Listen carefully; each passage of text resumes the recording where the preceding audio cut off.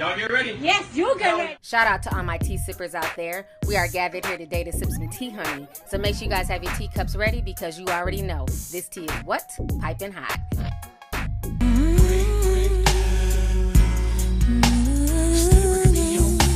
All right, you guys, so you guys know what that means. We are on to part 2 of the Tekashi 6ix9ine breakdown video, okay? So I'm breaking down everything to you guys. You guys just watched part 1. This is part 2, and there's even more information that's come out today, so there will be a part 3 today as well. Stay tuned. Anyways, let's go ahead and get into the video. So if you guys do not know, it's been a crazy 48 hours, okay? So yesterday, audio leaked online of Tekashi 6ix9ine on the witness stand, basically, you know, telling it all, honey, singing like a damn canary, putting everything out there. At the end of the day, like I said before, he feels, and a lot of people feels like he does not owe these guys any loyalty because these guys were literally trying to kill him. They slept with his baby's mother. It's just been a bunch of craziness. So I think once he realized that, that's when he was like, all bets are off. He's telling it all. So he went on to the witness stand yesterday and he talked about it. He talked about how he was allowed to just, you know, join the gang without a beating or anything like that. He also spoke on Trippie Redd. He spoke about a lot of stuff. And the lawyer, now he's not Tekashi 6ix9ine's lawyer, but the lawyer from lawyersforwork.com, he was also at the trial. So he's been talking about it and giving recaps as well. I'm going to go ahead and play you guys what he had to say. And I'm going to go ahead and play you guys the entire audio of Tekashi 6ix9ine basically on the witness stand telling it all. So y'all go ahead and check this out. 6ix9ine update. Earlier today, 500 Pearl Street, Judge Engelmeyer, the Southern District of New York, sentenced Kifano Jordan, a.k.a. Shotty, Tekashi 6ix9ine's former manager and the CEO of Treyway Entertainment, to 15 years on racketeering charges. With good behavior, Shotty will probably get out in closer to 10. Up next is just a couple more defendants who are going to get sentenced, 2 defendants who might go to trial, and then the sentencing of 6ix9ine. By all indications, what we've been seeing, the judge is giving out exactly what the government asked for, and we know what the government is going to ask for in 6ix9ine's case. They're going to ask for time served. Day 2 of the 6ix9ine testimony is underway. He's been testifying today for about 3 hours. They just broke for lunch. He's going to come back and take the stand in about 30 minutes. In total, he's been testifying for nearly 2 days now. All in all, it's probably going to go for a full 3 days of testimony before it's all said and done. Not surprisingly, he makes for a very good witness. He's very smart, he's a good communicator, he's very good with words, and so when it comes to the prosecution asking him questions and getting information out for the jury to understand, that's going very smoothly. When it comes to what he's testifying about, it raises serious questions about his credibility. Certainly, so many of the events that he's testifying about, the robberies, the shootings, are built on and instigated by him and his persona. Starting in LA, there was an incident at the LA airport. That incident he actually described, that wasn't gang related, that wasn't anything like that. Really, they were at the airport, his boys are flirting with some girls, the girls' boyfriends are there, they didn't like it, that's what set that off. They talked about the incident in Houston, Rap-A-Lot Records, and what went on there is 6ix9ine had been invited to come to Jay Prince's birthday party around noon. They don't do that, they don't show up, and several hours go by, they finally show up. The guys at Rap-A-Lot were like, yo, fuck it, you didn't come here at noon, we don't need you here at all, you can get out. Later that night, 6ix9ine is supposed to perform at the World Star stage at South by Southwest. He got like $20K on the front end. He never got his back end because he never performed, because when he got to the venue, Jay Prince, Rap-A-Lot Records, they were all there barricading the stage, really just showing a show of force and intimidating him. He was scared, he never took the stage. They got into some incidents here in New York, one involving Trippie Redd, one involving an artist from Rap-A-Lot who was up in New York doing an interview with ThisIs50.com. And in both of these incidents, what 6ix9ine described was basically him instigating it, saying, hey, we need to go run up on this person, and then, not just instigating it, him recording what was happening, and he was going to publicize it. This dude, I mean, he must have really lost his mind. By this point, he already had 2 platinum records, he was big, he was signed to a major label, and he's out there doing this shit. He described one situation where they rolled up on Trippie Redd's security, and in the Sprinter van where they were sitting with Tekashi taking place, they get back in the car, they're trying to drive away, they're in Times Square, they obviously can't move very far, they start hearing sirens, and the whole car starts panicking and freaking out. According to 6ix9ine, one of the guys throws the gun in 6ix9ine's lap and says, you need to take the gun and get out of the car. So, just in a crazy scene, he gets out of the car, he's got a loaded gun on him, it's in his hoodie, he's in Times Square, and he's just trying to flee and find a way to get home. Very, very reckless behavior, but very detailed testimony implicating himself and others that I think the jury is likely to believe. None of this gets into the kidnapping. The kidnapping testimony is what's coming up next. That's really what's at issue in this trial. All of this stuff is setting the stage, showing that these guys are involved in violence, but none of it really gets to the heart of the issue, which is the kidnapping. All right, court just ended on the second day of 6ix9ine's testimony. He is going to testify for a third day, possibly a fourth. He's been going for 2 days and the cross-examination hasn't even started yet. Today's testimony covered the kidnapping. Kidnapping is a criminal allegation that is actually on trial. It's not something that somebody has already pled guilty to. So with the kidnapping, the story as told by Daniel Hernandez on the stand today is that on that day, he was scheduled to appear at some football player's mansion party. They paid him $40,000 to show up. Eventually the party got canceled because the cops had shut it down, so he didn't go there. Instead, he ends up at a strip club. After the strip club, he's back at his house editing Fifi. Fifi, the music video, was supposed to drop the next day. So around 4 a.m., there's one last bit of editing that he needs help with, and he can't do it on his own. He tries to get his friend Andrew on the phone. Andrew's not picking up, so he tells his driver, let's go to Andrew's place. You know where he lives. As they're rolling out, they pull up at a red light not far from his house, and they get hit from behind. When they get hit from behind, the driver says, stay in the car. I'm going to go take care of this. I'll let these guys go. The driver assumed that it must have been a car accident, a drunk driver. It's 4 or 5 in the morning. As Tekashi describes it, the next thing he sees after a couple minutes of Jorge not coming back is a guy pulling up to the side with a gun out. His driver gets back in his car, and as 6ix9ine is being driven off, his driver follows that car. At one point, a couple blocks later, one of the guys who's allegedly kidnapped 6ix9ine jumps out of the car, has a gun on him, and basically runs at the driver, convincing the driver to turn around and stop following them. They keep going, and they pull over at a stop. They take him out of the car, 6ix9ine, and they basically beat him. And they just, repeatedly beat him and said, renounce your gang membership, and they record all of that on video. We don't have the video. The video has not been produced in evidence, so it'd definitely be something that come up on cross-examination. After that, they stop again, and what 6ix9ine described is they basically started bargaining for his life, that we won't kill you right now if you give us something. What are you going to give me? And 6ix9ine says he first offered $100,000 in cash when the bank opens in a few hours. They said, no, what do you have on you right now? So they agreed that he'd go back to his house, get his jewelry, and he would give it to them. Interestingly, he described how he stored his jewelry. He had like 3 chains, 4 rings, a couple bracelets, a couple watches, all iced out. He would just take it off at the end of the day. His driver would wrap it in bounty paper towels, and they would just put her in a book bag and leave it at his place. Kind of crazy. They resolve that, all right, you give me the jewelry, I'll let you live. They go back, they go to his house, they pick up the jewelry, they drive a couple minutes more, and they eventually let him out of the car. So they say, all right, well, get out. And he says, no, I'm not going to get out. If I get out, y'all are going to shoot me. And they say, well, if you don't get out, we're going to shoot you. So at that point, he gets out. He gets out, starts running, and he testified that the driver said to him, hey, hold up, I want to talk to you. And he just kept running, and he said, hold up, stop running, I want to talk to you. That was the end of the testimony on the kidnapping. From there, he went to he ran, and he actually got in a car. And this part was kind of hilarious. People were giggling in the courtroom. He gets in a car with the guy, and the guy's like, yo, get out of my car, get out of my car. He's like, nah, I'm not getting out. I can't get out. I'm going to die if I get out. You need to just chill out and drive. And so this guy's like, oh, shit, this is kind of crazy. So he starts driving. But he essentially he makes like one right and a left, and 6ix9ine's like, no, don't go that way. And they end up driving directly to where the kidnapper's car had stopped and let him out. And so they're right there, and 6ix9ine's like, yo, I can't believe you made that right. Why you do that? No, just don't make any noise. And they're sitting behind the alleged kidnapper's car. Eventually, the car in front of them goes forward. They pull off, make a left. He gets dropped off at a police precinct.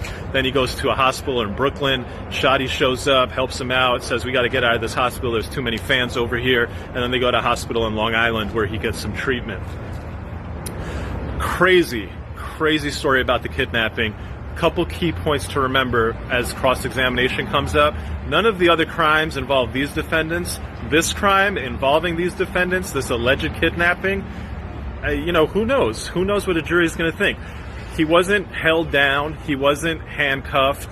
he was sitting in the back seat of the car that the alleged kidnappers had while they were both in the front seat. So and then at the end, he's running away and they're just talking to him like, hey, hold up, stop running. So a lot of stuff that's going to come out and cross. EANIEL space HERNANDEZ. All right, good afternoon, Mr. Hernandez. I'll ask you to please keep your voice up and speak slowly and distinctly for the benefit of everybody in this large courtroom. Counsel, you may inquire. Thank you, Your Honor. Good afternoon, Mr. Hernandez. Mr. Hernandez, how old are you? 23. Do you go by any other names? Yes. What are those? Tekashi, Tekashi 6ix9ines, Pix.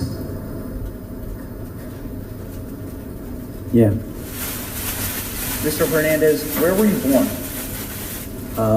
Bushwick, Brooklyn. How far did you go in school? About the 10th, 11th grade or so, like that. What? Mr. Hernandez, are you currently in federal custody? Yes, sir. Approximately when did you start living in federal custody?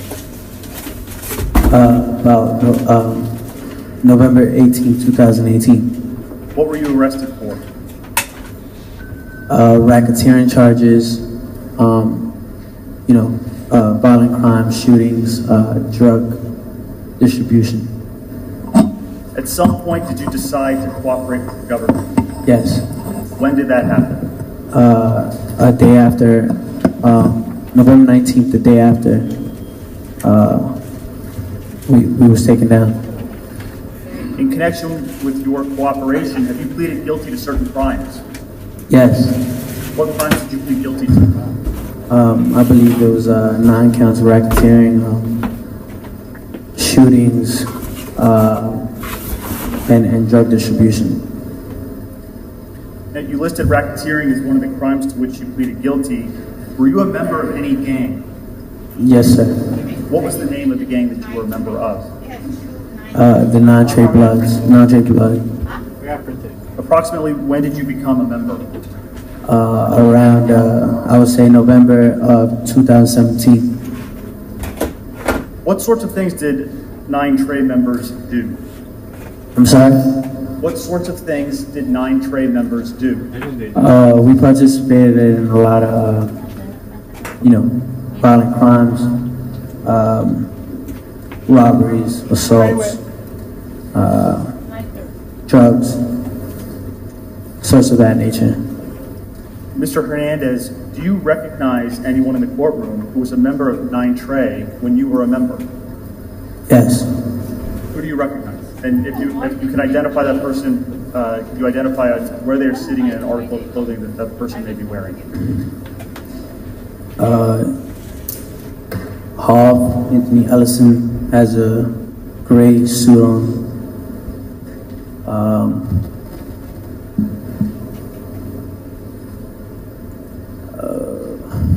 And Nuke Ajumai Mac has the brown suit on with the white thing on his head. Your Honor, may the record reflect that the witnesses identified Mr. Mack and Mr. Ellison? Yes, the record reflects that Mr. Hernandez, in sequence, identified Mr. Ellison and then Mr. Mack. Thank you, Your Honor. Now, Mr. Hernandez, we'll turn back to 9 Trey in a minute. Before we do, I'd like to ask you some questions about your life before 9 Trey. Where'd you grow up? I was raised and lived in Bushwick, Brooklyn. Where'd you go to school? For elementary, I went to PS59. For middle school, I went to Walmart Campos. For elementary, I went to PS59.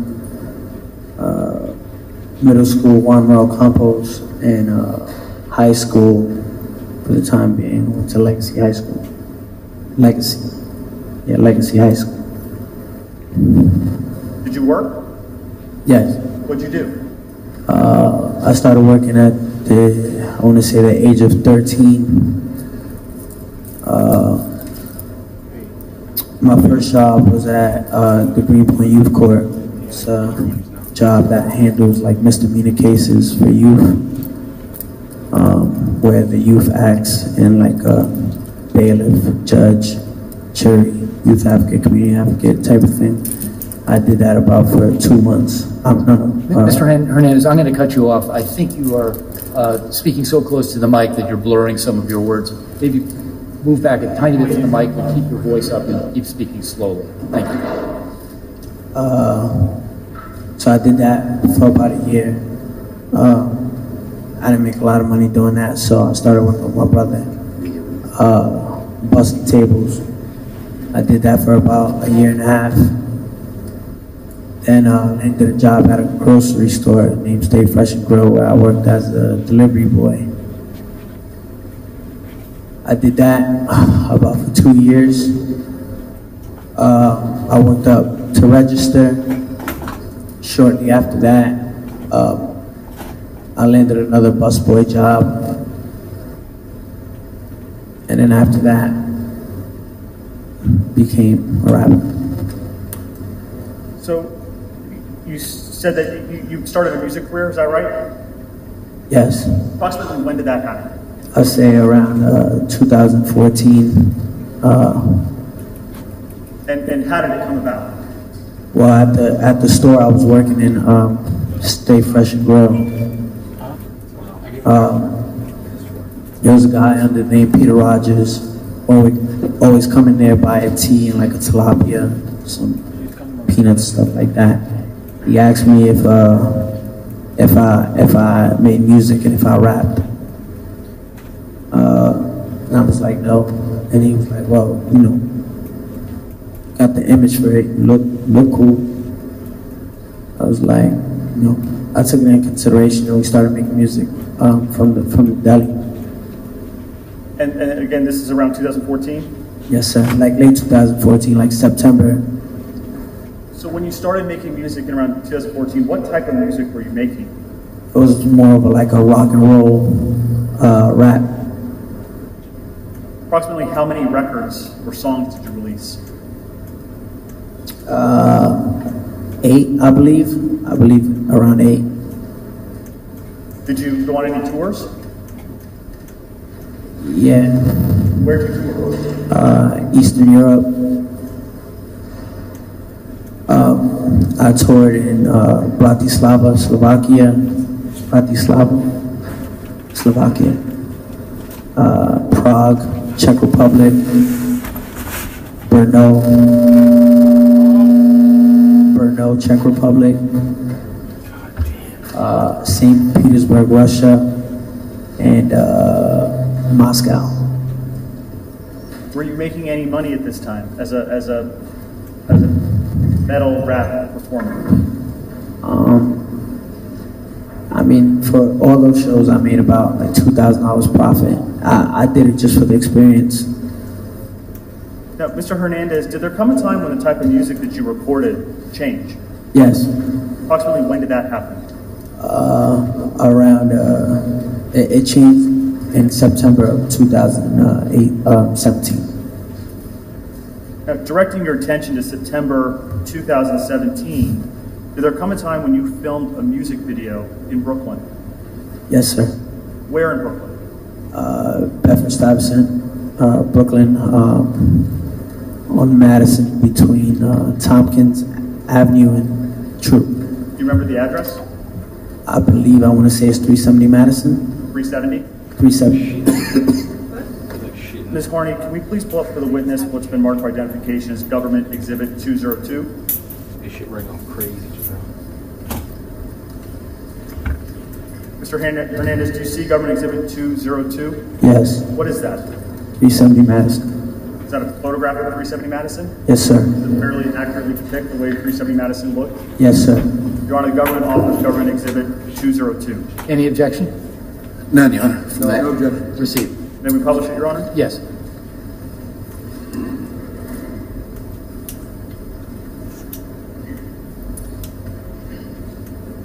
So you filmed the music video in front of 370 Madison? Yes, sir.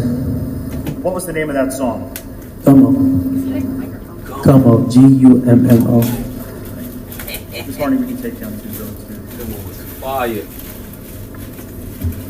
Mr. Hernandez, how did the filming of Gummo come about? Around August of 2017, I made the song Gummo. All right, so you guys just heard what the lawyer had to say, and you guys also heard the Tekashi 6ix9ine audio from the witness stand. So that's what hit the internet yesterday. And then later on yesterday evening, what ended up hitting the internet is the fact that Tekashi 6ix9ine's kidnapping video leaked online. So what's crazy about this situation is when he was basically testifying about the kidnapping, he was literally almost in tears. He thought he was going to be killed. He thought he was going to die. So this is one of the articles from the Daily Mail, okay? They're saying that Tekashi 6ix9ine choked up as he described a terrifying kidnapping by one of his former friends in the 9 Trey Bloods that was captured on dramatic dashboard video. The trash-talking rapper turned government witness described his alleged kidnapping, robbery, and beatdown in Brooklyn on July 22nd, 2018 at the hands of Anthony Harv Ellison, and Ellison's friend identified only as Shaw. The kidnapping, Tekashi said, began around 4 a.m. when Ellison rammed a stolen car into a Chevy Tahoe driven by Tekashi's driver, Jorge Rivera, at Atlantic Avenue and Bedford Avenue, he testified. Tekashi, who was in the backseat of the SUV, briefly choked up as he recounted the kidnapping. So during court, he says, "Damn, they caught me slipping. It's over," Tekashi recounted in court. "I'm pleading in my heart, yo, don't shoot." So this whole situation is just really unnerving. It's just really scary, and it just shows how real this shit was. I know a lot of us, myself included, initially thought that he was just trying to, once again, he's looking for social media attention. He's been an attention whore. But we later found out that that kidnapping was definitely real, and it was definitely an attempt on his life. So y'all go ahead and check out this disturbing video. Check this out, and I'm going to come back with the rest of my commentary.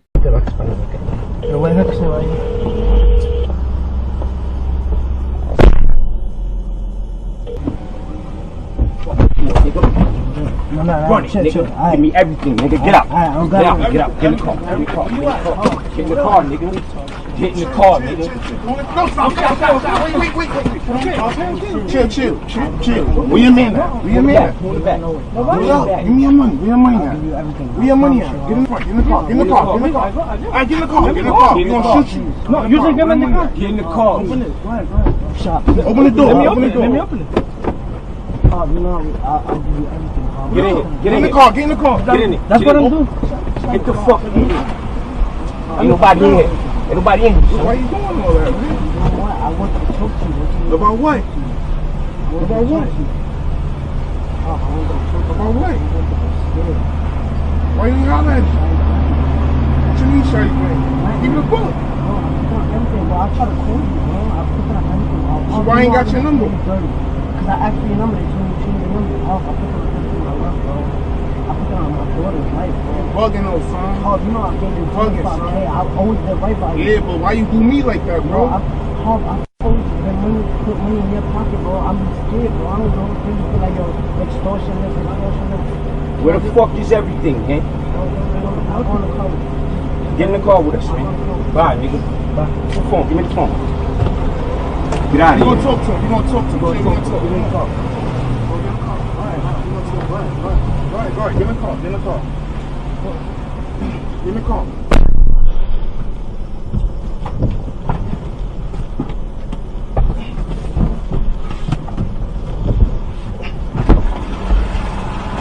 Wait. I have to make sure everything good, man. We're gonna talk to him. That's it, man. It's good, man. You know.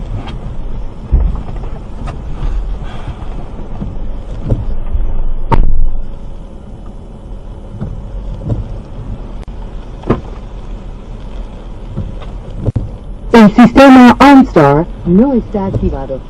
Para activar su servicio, presione el botón azul de OnStar ahora o llame al 1-888-4 OnStar.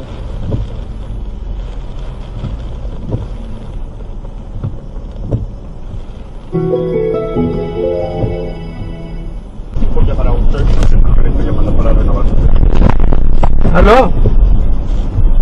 Hello. Buen día. Necesito que llame a la policía. Acaban de secuestrar a mi hermano. Por favor. Ok, señor, estaré contactando al 911. Nombre. Rivera Jorge.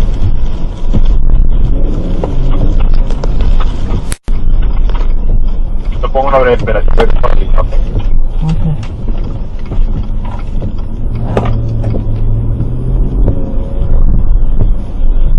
Señor, tengo al operador de 911 en la línea con nosotros. Gracias. Gracias. ¿Puedes comunicarse únicamente en español? Sí.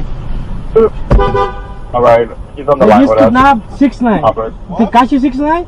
They just kidnapped me from my car. I don't understand. They what? Tekashi 6ix9ine, you know Tekashi 6ix9ine, the rapper, the singer? Uh-huh. Yeah, they just kidnapped it. We get pulled over, right, by two guys with guns, and they just take it off from the car.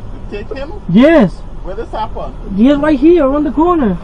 I tried to keep going, but they when I got too close to him to take the play, the guy come on and tried to shoot me, so I back it up and I came this way. Okay, show me where it happened. Back, turn around. Is that police on the scene? Señor, ya hay policía.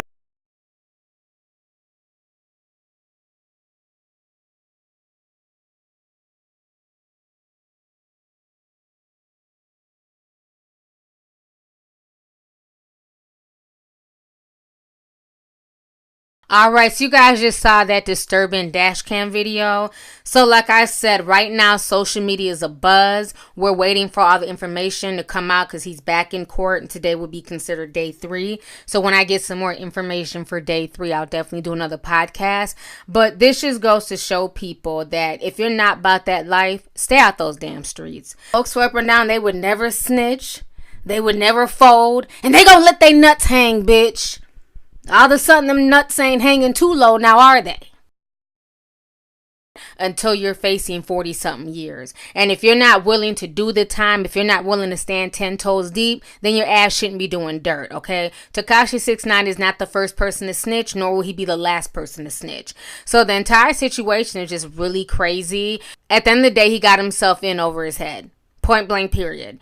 And a lot of these guys did too. They attached themselves to him because he was up and coming, you know, superstar, and they wanted some of that fame. They were extorting him. He lost millions. They fucked his baby mama. You know, they threatened his mom. They threatened to kill him. So at this point, he just has no loyalty to anybody, and he's telling it all.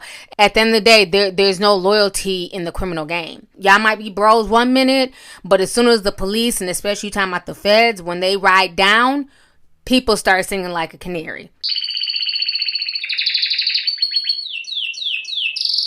Okay, Tekashi's not going to be the first, and he's not going to be the last, like I just stated. But this entire situation is insane, and I hope everybody's taking this as a lesson learned, okay? It is okay to be yourself. It might be boring, you know what I'm saying, to this backwards, upside down world. And, you know, this world is social media where the only way we can get attention is doing crazy stuff and crazy antics. This was a young man who was looking to be accepted by people that he shouldn't have been wanting acceptance from.